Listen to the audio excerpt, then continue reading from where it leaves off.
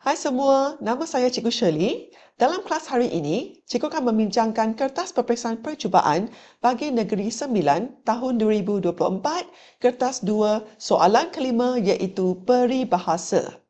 Okey, baca petikan di bawah dengan teliti, kemudian isi tempat-tempat kosong dengan peribahasa yang sesuai.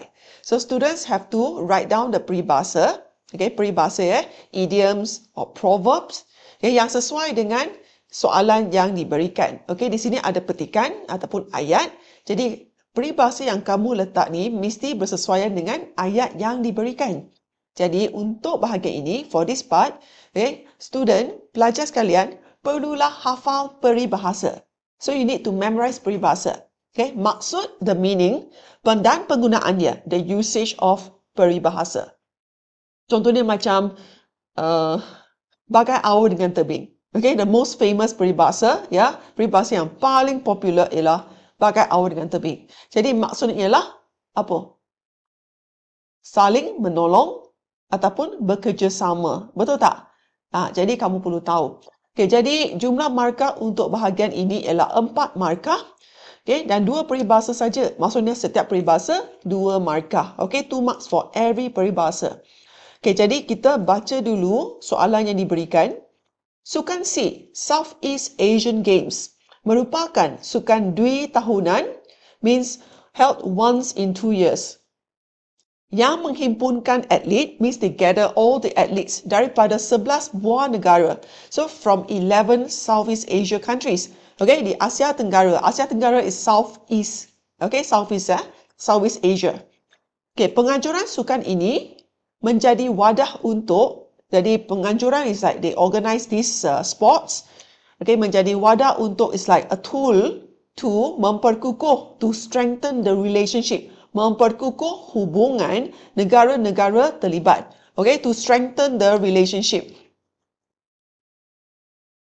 Jadi hubungan is relationship.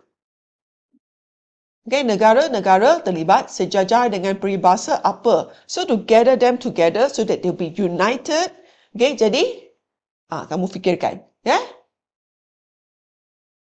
tentang sirih. Yang ni ialah tentang sirih, tentang serai. Jadi, kamu tahu tak jawapan? Jadi, seikat bak sirih. Okay, seikat bak sirih. Serumpun bak serai. Okay, jadi maksud peribahasa ini ialah bersatu hati dan bersatu padu antara satu sama lain. Okay, so be together, united. Okay, bersatu hati, ini maksudnya. Okay, bersatu hati dan bersatu padu. Okay, antara satu sama lain. Okay, jadi kamu perlu tahu maksudnya supaya jawapan kamu tepat. Okay, bertepatan dengan ayat ataupun petikan yang diberikan. Okay, kita sambung perenggan kedua. Selaku tuan rumah. Jadi tuan rumah tu apa? Host.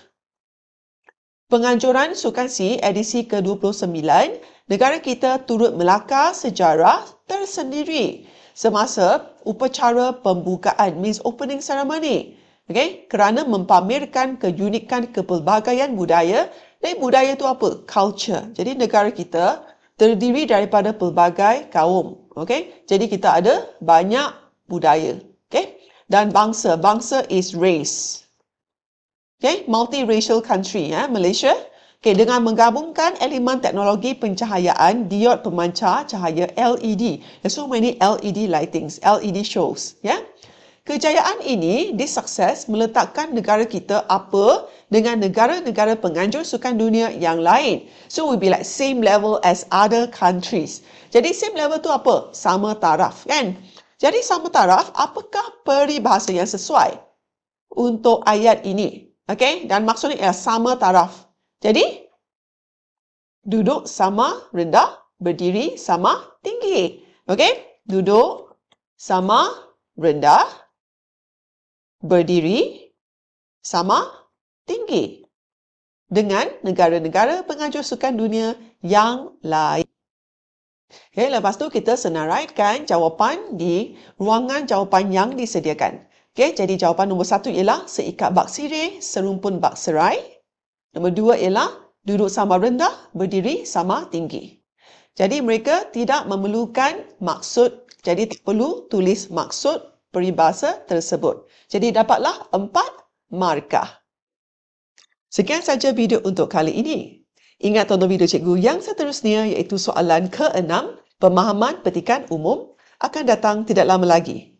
Sehingga kita berjumpa lagi dalam video yang akan datang. Bye!